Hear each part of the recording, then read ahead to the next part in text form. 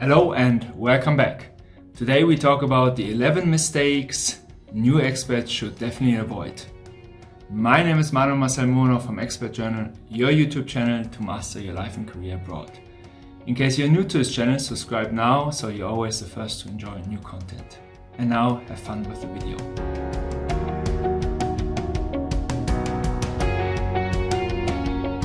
Mistake number 1, moving abroad for the wrong reasons.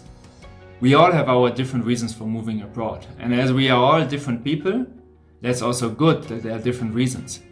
I think it becomes critical when we are focusing too much on one specific part of going abroad. For example, if we are just going abroad because we got a good offer, so the compensation package is attractive, but we don't really like the culture where we're going, the country, the people where we're going to, or we are not open-minded to explore those new features, those new aspects of life. Or if we just go abroad to, I don't know, find a partner to settle with, or if you're just going abroad to have fun, like these notoriously known sexpats. I think those all are mistakes we should avoid and look really at it from a holistic perspective, to really think, okay, what does it mean to go abroad and how will my life change and how will my life change for the better. Number 2, being assigned or being sent abroad for the wrong reasons. And that's more applicable for those who are in the corporate environment. Sometimes countries have very strict labor laws, especially in Western countries. And it's really hard to fire people, or it gets very, very expensive to fire people.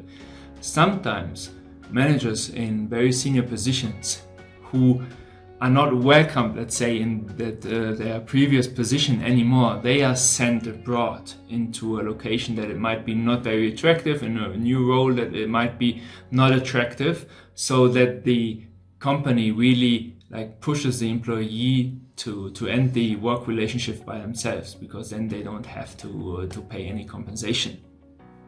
So this is also something that becomes more applicable when we are on higher levels, and I think that also differs from company to company. But that's something to always have in mind if you're really going abroad to solve an issue and that your specific skill set is really needed for this position, or if it's that kind of a strategic power move to remove you out of the, I would say, sphere of power inside the headquarters of wherever you were stationed before.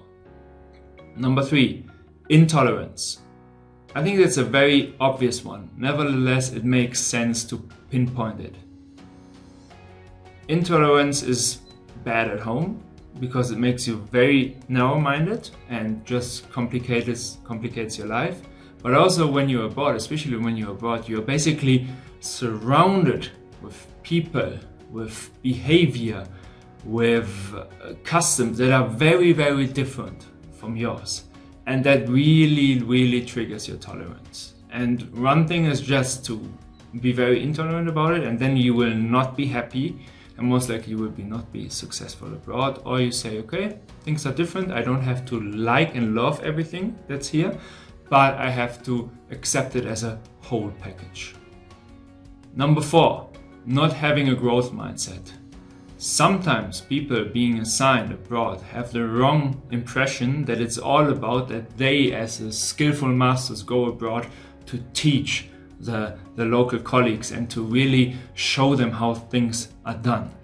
I think that's a big mistake, because it puts the relationship, those two players, so the one from abroad and the local ones, in an uneven relationship. And I think that's not the case.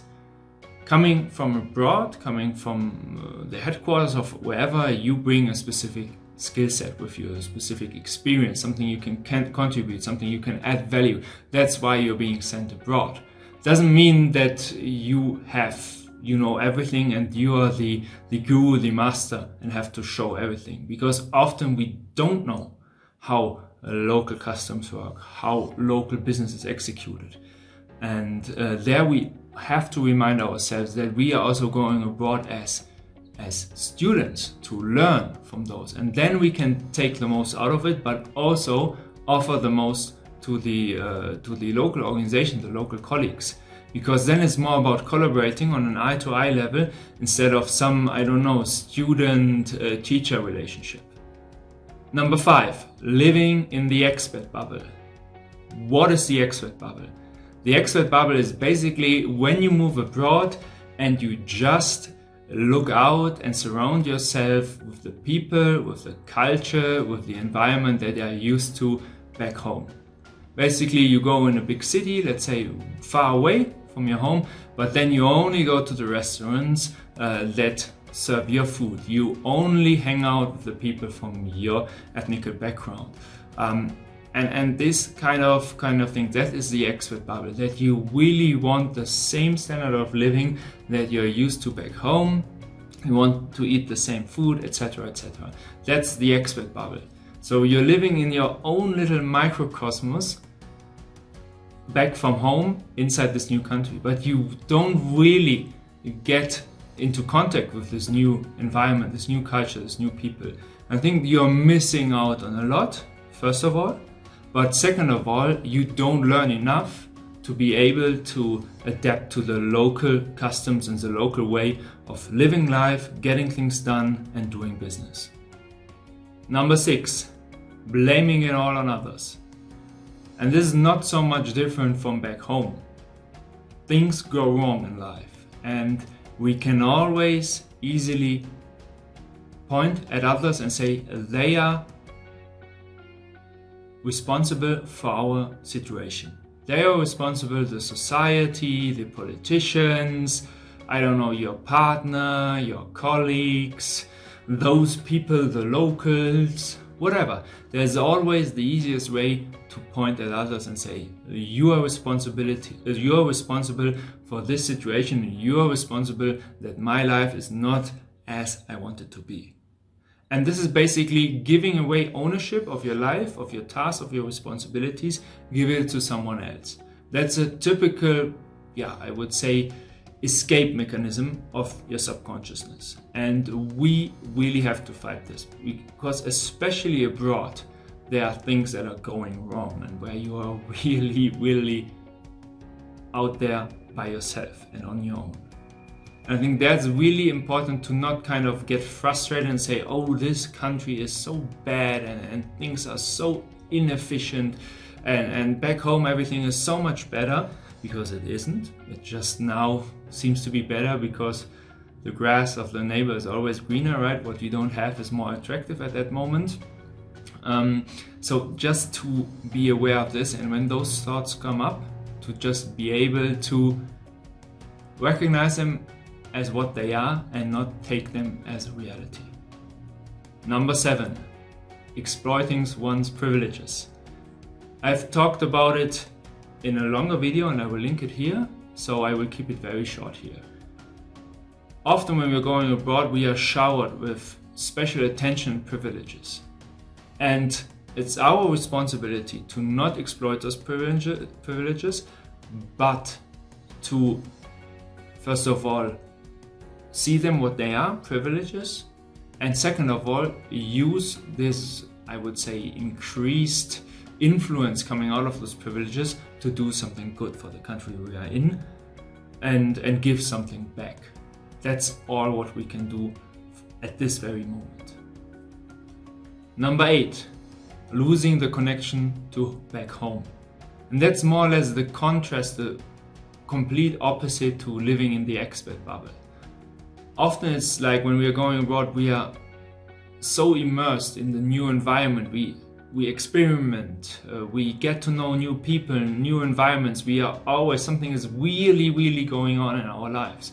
And back home with your friends and loved ones, they are maybe more in kind of a routine, in an everyday normal life. Nothing so much happens.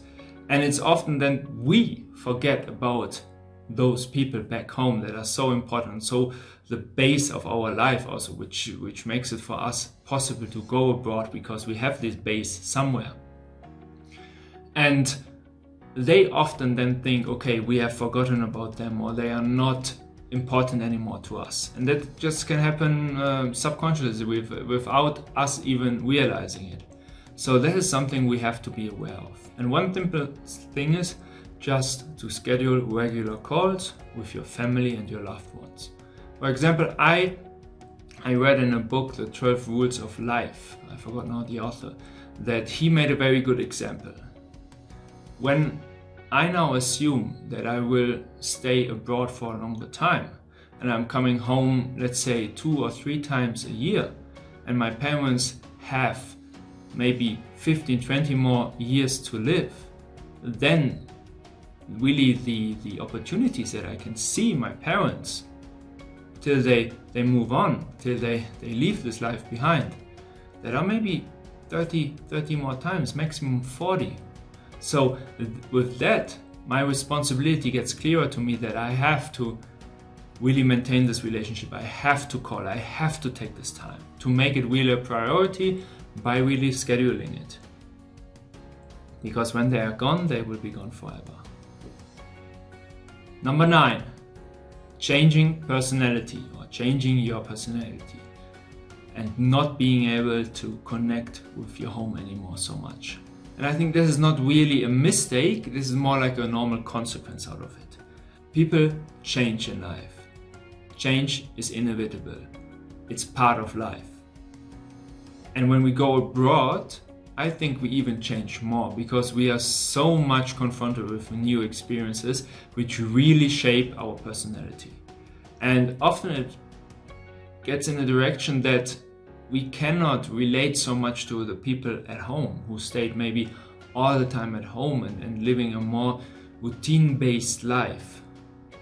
And sometimes we simply cannot relate to their problems anymore, or because we have seen the bigger picture, the bigger world. And this is sometimes really a challenge. At some point we have to then make ourselves clear that we do not have to talk with everybody back home about the big things going on in the world, but maybe it's just also nice to talk about the smaller things, the things that happen really in that small society, in that small community back home, or just dreaming about old times when you were both back home together and your youth or your experience together. So it's not always to have to be like high level philosophics or topics we have to talk, or politics we have to talk about. Sometimes just keep it audience based, your communication, right? Adapt your communication and what you want to talk about to your audience with whom you're talking. 10. Taking things for granted and performing badly. When we are going abroad, we often have a lot of autonomy in our decisions. Maybe our boss is back home, or it's often just that you're also on a level already where people expect from you that they don't have to look after you and what you're doing in every minute of your work life. And sometimes this might, for specific personality types, this might be an invitation or a temptation to just keep it a little bit, chilled, to hang out more at the beach than actually work, go more to the safaris and actually work. And that's a big mistake, because with a lot of freedom comes a lot of responsibility. If you don't perform, you will be gone at some point. And this is very important, and that you are self-motivated, that you work as hard or even harder when you are alone and your boss is not directly looking over your shoulder. Last but not least, number 11, let the ticket back home expire. At some point, especially if you have been longer abroad or many different international assignments, there comes a time where you have to decide, do I want to go back home and pursue my career there in the headquarters, or do I want to stay abroad? And often those career paths are quite different in a way. And it's just that you have to know, when you're out of sight, you are often soon forgotten. So it's really important that you keep yourself visible, and what you do out there in the markets, that this is known and recognized in the company. Do good and talk about it. And then at some point, also with your private life, with your plannings, then you can decide, okay, I want to go back home at some point, and this should be connected with these or these, I would say, career plan or whatever you plan for yourself, or I want to stay in the region. And that might also mean that you're at some point localized, that you're not an assigned expat anymore, and that has some consequences just for your life. Good. These were the 11 points, the 11 mistakes and pitfalls you as an expat should avoid. Let me know what you think. Did I forget anything? Let me know, and see you next time.